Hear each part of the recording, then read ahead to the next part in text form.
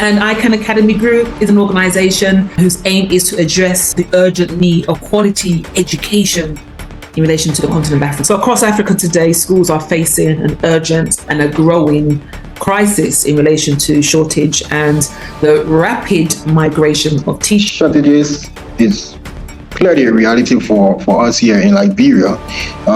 Migration as well is also a reality for us here in Liberia. So it is not the same as as compared to the rural area when it comes to shortages, differentiating the government school as well as private or field-based institutions. And statistics are saying many teachers are leaving the profession due to low pay, burnout, lack of support, limited opportunities perhaps of promotion and what is actually happening in the classrooms then? How is this impacting on teaching and learning, and more importantly, how is it impacting on the students? Students are lacking mentorship. Students are not being engaged with teachers in the area of their lesson, in the area of their lives beyond the classroom. Students are not having the opportunity to engage or to be properly mentored. Reasons why a lot of the teachers are leaving because of financial support. Welcome to another episode of Education Rising African Voices for the Future. And we have another amazing guest on our show. My name is Diana Powell, and I am a member of the ICANN Academy Group. And ICANN Academy Group is an organization whose aim is to address the urgent need of quality education in relation to the continent of Africa. So on our show, we bring in the experts, the educationalists, the people that's on the ground that are doing some amazing work in the continent, and to kind of bring some solutions to some of the challenges that we are going through in terms of the continent. And so I have an amazing guest. His name is Tarlee Nuahn, and he is the Chief Executive Officer of the Teachers Farm, and they are located in Liberia. So he is here. Good evening, good afternoon, good day, Tarlee. How are you doing? I'm good. Thanks for having me. How are you doing? I'm good. I'm very good. And I'm just super happy to have you here today to join me in the conversation about teacher shortage and migration, training and retention. So we're going to have a conversation, and I want our audience to really kind of take in the conversation. And I think the most important thing is that, yes, we're going to talk about some of the challenges, but what's more important is solutions. So go ahead. No, I was going to give a little bit of context, but if you want to introduce yourself, that's fine. It's a conversation. To our audience, it's just a relaxed conversation. Go ahead. I was going to say I have a mixed feelings. Happy that I get to have this conversation with you and also the audience, as well as sad based on the topic, because the topic is something that you don't want to engage with, especially as it relates to someone who is really passionate about education. However, I'm glad I'm here and ready to engage with this topic. Go ahead. Yes. Super fantastic. Yeah. And so what we're going to talk about today. So we're talking about the idea around, and actually it's not an idea, it's actually a reality, right? Because the statistics are showing that there's many teachers that are actually leaving the profession, and it's having a devastating impact on schools, education facilities on the continent. So across Africa today, schools are facing an urgent and a growing crisis in relation to shortage and the rapid migration of teachers. And so with that, many teachers are leaving the profession, and some say due to low pay, burnout, lack of support. I know we're going to probably have a conversation around that. But, the episode is about the idea of retention, and if there is an issue with retention, what is the impact is that going to have to the students, to the children, and to the future of the continent, to the future of the countries. Okay, so that is going to be the context of today's episode in Education Rising and African Voices of the Future. So before we start, Tarlee, I would like you to introduce yourself to the audience. I know that you are a visionary leader, you are an author, an education specialist, as well as I mentioned before, the chief executive of Teachers Farm, but I know there's so much more to you. So I'm going to leave you to introduce yourself. Awesome. Awesome. Thanks for laying the basic, thanks for laying the context to this conversation, and as well as giving me the opportunity to do this alongside you and the audience as well. So let's get into it. So my name is Tarlee, and I'm way here in West Africa, Liberia, the motherland that is really dear to our hearts, and we are glad to be in the field that we find ourselves, providing the support that government needs to improve as it relates to education and support within the community. So, like you already mentioned, sharing detail of who I am and what I do, I would like to add to that to say that I'm passionate about education. I'm really passionate about impacting lives within the community and the entire country at large. I'm passionate about God. I'm passionate about giving my best to doing a lot as it relates to purpose and impact. I'm an author. I've authored the book Three Facets for Effective Class helping beyond just organizing your chairs, your tables, your talks, and everything. To providing understanding that classroom management entails your conversation with students, your ability to describe routines, your ability to organize your detailed lesson plan, your ability to organize providing lesson training for students of different learning perspective, of different learning initiative, your ability to come to the classroom understanding that there are several people from different walks of life that are engaged with you in the classroom. So you need to prepare for them in different facets, in different ways. So I'm also engaged with working with teachers, like you mentioned, with Teachers Farm. I'm engaged with working with teachers. The farm is actually a space where we are cultivating individuals to grow and to think exponentially, because teachers are people who are lifelong learners, and strongly believe that lifelong learners should be people who are willing to engage every time, people who are willing to go beyond just what they already currently have as in knowledge base, to exploring on the application for how they can improve every now and then. So this is what I've just found, to create a space where learners, teachers can be able to improve, teachers can be able to share their difficulties, teachers can be able to support, teachers can be able to help grow in that different areas. And this is what we do, and this is why we love what we do. We're passionate about it, and we are happy to be on this aspect of engaging with the community and improving the community in several different ways. So this is starting. This is what I do, and this is who I am, and this is why I do what I do. Excellent, yeah. Excellent. So, in relation to the question then around the shortage and migration, so in relation to then the Liberian context, is this a reality? Yes, shortages is clearly a reality for us here in Liberia. Migration as well is also a reality for us here in Liberia, because from the angle of the rural areas, when we look at how teachers are being supported in the rural areas, you see there is a huge gap in the teachers who we normally call them. We do call them volunteers. The teachers who provide their services within the rural areas are called volunteers, but they are yet to get on the payroll. Before they get on the government payroll, it takes forever to be able to do that.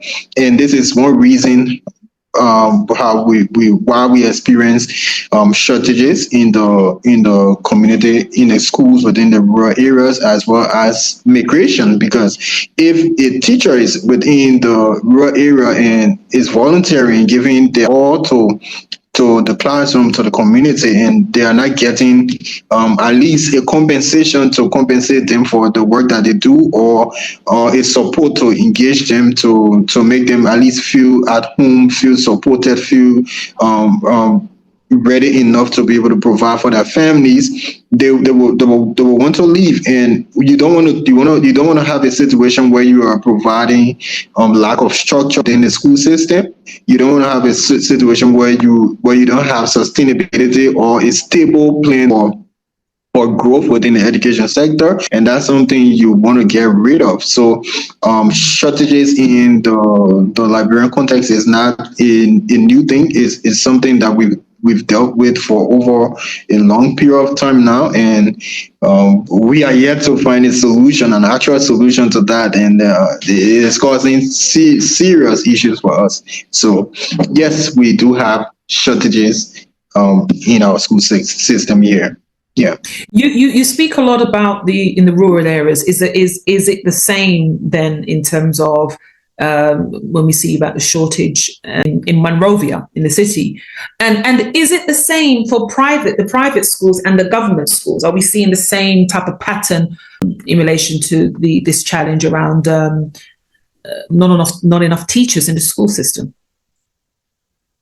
So it is not the same as as compared to the rural area when it comes to shortages, differentiating the government school as well as private or faith-based institutions.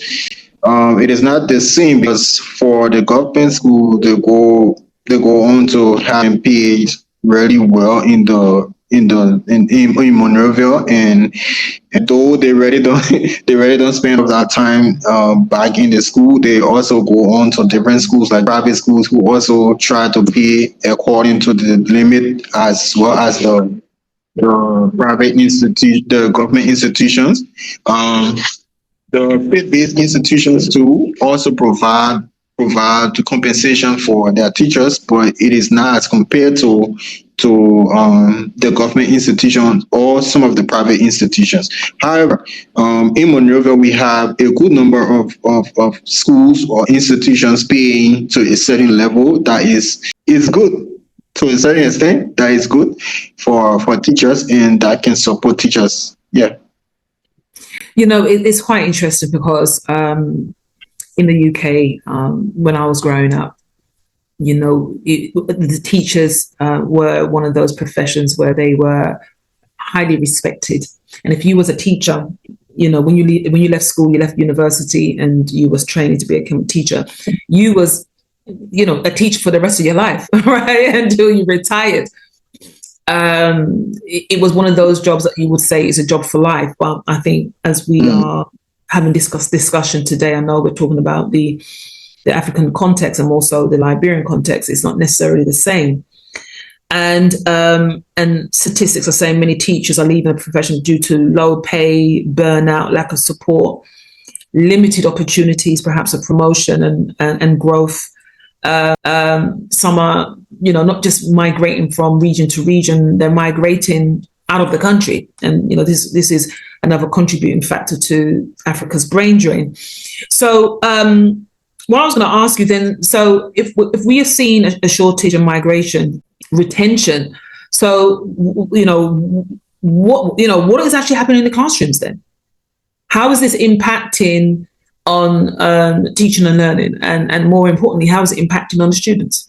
So in this case, we see that students are lacking mentorship. Students are not being engaged with teachers in the area of their lesson, in the area of their lives beyond the classroom. Students are not having the opportunity to engage or to be properly mentored, because if you don't have the teachers available, you wouldn't have the students trained. You wouldn't have the time to engage beyond the classroom. If you also are not stable with the classroom, you wouldn't have the school community that would be supportive enough. You wouldn't have students within the classroom. You wouldn't have students to engage with. So it affects a whole lot of different aspects in the school sector, and it's important for us to know that when we provide, or when we have teachers in our classroom and institutions, we are also supporting structure, we're also supporting mentorship, we're also supporting stability, because these things are key pillars that will help provide some level of encouragement for students and for parents to keep sending their children to school, for the classroom to fill and not having an empty classroom, and also providing a structure around the school system that will provide opportunities, provide compensation, that will provide support for teachers' growth in other areas, for support for their families as well, of making them sustainable in other things that they are involved with. So it's important that we have these things. It's funny that you talk a lot about sustainability, because one of the guests that we had on a recent episode was looking at sustainable schools. And so it needs then perhaps to look at a strategy, because one of the from when I was doing some research around this, one of the key reasons why a lot of the teachers are leaving, because of we talk about support, but we also need to talk about financial support. And it's interesting that you speak about volunteer teachers that are filling in the gap where teachers perhaps have felt that their time is not rewarded financially. So your organization, Teachers Farm, you support teachers, and I'm assuming that there must be, because of what you spoke about earlier on, the nature of Teachers Farm. So you're addressing then what we could consider a skills gap. So what other skills perhaps need to be developed, perhaps to give teachers a bit more, make them more equipped? Okay, there's a couple of things we're talking about, right? We're talking about teacher salary, but we're also talking about teachers perhaps not being fully equipped in the classrooms to get the job done. So what are some of the gaps that you see, and perhaps what Teachers Farm is trying to fill to support teachers better in the classroom and better satisfaction in their work? First and foremost, I would say the community of like-minded individuals. It's important to have a community of like-minded individuals where they are providing support each other. So each other being consoled, like in an instance, you being consoled, you are providing support to them in different aspects of their lives. Maybe say, for instance, at a different school, the teacher is struggling over developing relationships with students. Another teacher within our community can be able to help provide support, provide guidance in that area. Say, hey man, you can do this, you can do that, and you improve once you do this. So a community makes sense in that aspect. It gives us the opportunity to come to express difficulties, to find solace amongst ourselves, and strengthen each other to continue the purpose that started, the impact we started getting, and to also engage in the learners in the community to provide external support as well. So it's important for us to have a community. The thing is important for us to have professional development, which is an area of critical importance at this juncture, because we need to support each other professionally. We need to support each other in different areas where we improve, like I mentioned, continuously improve, because the teaching profession is one where you have to keep growing, you have to keep learning, you have to engaging in different events to be able to prepare yourself for the classroom. Another thing would be financial literacy, because if you're earning money, you need training in that area, because you have to keep improving. You have to keep improving, which makes sense as well. So financial literacy, there are skills that you want to support your church within. Entrepreneurship, there are skills that you want to encourage your teachers to learn. You want to encourage your teachers to learn leadership. These are areas where you want to improve, because if you're not improving in this space, you wouldn't become effective enough. So we have a community where we support each other with one another, and give them the sense of growth, and give them the sense of purpose, and give them the sense of impact. Yes. It's interesting because you're speaking. I've never really heard about teachers being entrepreneurs or demonstrating some of those entrepreneurs' attributes. Could you speak to that a little bit more? Yeah, so we notice since that we cannot have volunteer being paid. Well, since we cannot have the government paying and supporting teachers, since we don't have the private and faith institution pay as compared to what an individual would benefit. So why not we prepare ourselves to be able to do something else to grow? Why not we prepare ourselves while we are giving out something, we are improving in those areas and we are benefiting lives. So it's important for us to have entrepreneur learning. It's important for us to be entrepreneurs and individuals who are giving ourselves the ability to have other resources that we can benefit from outside of what we're already made as teachers. So it's important. It's important for us to do that, and that's why we mentioned that. That's why we engage with that. That's we are advocating so teachers to the different communities so that they come and join us in providing this knowledge, in learning and improving this area. So it's important. What are some of the solutions then, perhaps? Because if we're looking at teacher training, we're looking at a national initiative here to get more teachers trained or to provide quality training. So what is going wrong, and what are some of the solutions to get more teachers into the profession and more teachers accessing quality training? I do believe we have to take a 360-degree turn for the issues because current day at a level where we cannot keep going with the current shortage or the current status of the teachers that we have currently in this sector, because if we don't have a fully equipped and renew structure set up to produce teachers who are coming from high school, to bring them up to a level where they are ready for college, they are ready for masters, they are ready for the PhD programs. If we are not bringing people up to that level, we wouldn't have leaders who will create leaders that will lead our country tomorrow. So take for instance, in the next 10 years, if we set up a program where we have students from high school go on to college to learn in a program where they become professional teachers, they become professional professors, they become professional in their area, and they are also be trained in leadership. Imagine within the next 10 years, what we have as they come back to lead in the different institutions, in the government institutions and private institutions we have around, what we would be having in our country. I'll give you an example of two countries. One will be Singapore. Singapore had an entire 360-degree turn where they sent out their citizens to go out and learn and come back prepared to develop their nation. Look what we have today with them. We have great deal of innovation all across Singapore.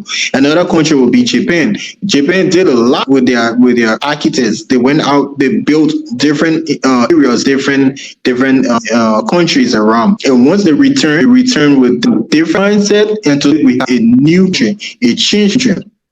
So it's important for us to be ready and prepared in this area where we are developing leaders today who will be prepared for tomorrow.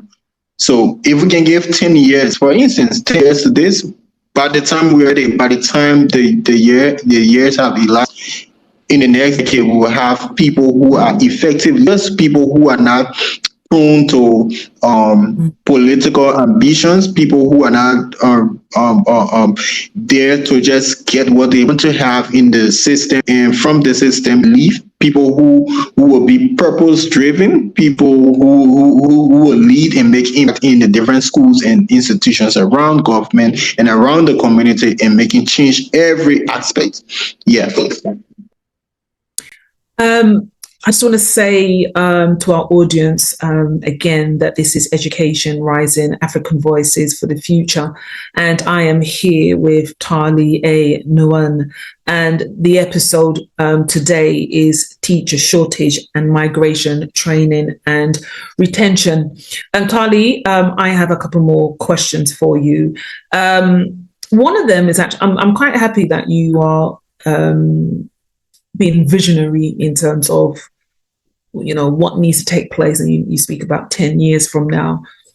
But statistics are showing that I would say, is it 2050, that the continent of Africa is going to be one of the youngest continents in the world, with a surge of young people. So with that in mind, there's going to be a huge demand then for teachers and an education provision. So is there now a real urgency to kind of kickstart the conversation we're talking about to retain teachers within the system? And, you've given some solutions, but, how can we motivate people to stay? We need people to stay. We're talking about new teachers coming in. How can we motivate people to stay? So I strongly believe that we can motivate people to stay by providing them the support they need. If we are not providing them the support they need, they wouldn't have opportunity to stay. They wouldn't have the time to stay. They wouldn't have the zeal and everything to stay around. We can also provide programs like building communities that support each other. Several other ways that we can stop corruption in different school sector. We can support them by making the government to have more interest in what they do. So it's important for us to know these things and support individuals in that area. While we bring balance to the situation, now currently we can roll out different programs. And stop them in that way. So my last question to you, your call to action. What is your call to action to schools, to teachers, in terms of the question of teacher shortage and retention? What are you leaving our audience with today in terms of maybe some of your insight and solutions to this problem? So the core issue to this entire is to ask teachers, to ask institutions to join us in the fight to keep learning, to build a community that we're supporting one another, to have our thoughts really focused on the fact that we cannot do it alone. We can only do it if we are supporting each other, because we are fighting for a force where it is a broad force, a society where we're engaging from all walks of life that we're prepared to support every individual and every other way. So we only do it together. We can only do it according to different ideas, our different unique skill set, and come together and make profession a great one. We can only do it together. So let's keep going out all of what we have to do. Let's keep focusing on the growth of every institution, and let's keep focusing on building sport uniquely for teachers to improve in their profession. So I just want to say thank you to you, Tarlee, for your contribution to this conversation around teacher shortage, migration, training and retention. What I want to say to the audience out there, this is why Icon Academy Group developed a show like this, because we want to hear solutions from those people that are on the ground, those men and women, those individuals, that this is the topics of discussions are real realities. Because what we are saying here is that through these kind of conversations, it's important for Africa and the experts to find their solutions. Why? That it's a lived reality. And over the last few episodes, you've been listening to our experts who are in the field and talking about the realities of what's happening and the challenges. But I think what's more important, and this is why we always like our guests to have a call to action, is about finding solutions. So I want to say thank you again to Tarlee A. Nuahn of Teachers Farm for his contribution. And you will find more about Teachers Farm and the amazing work that they're doing in the comments section.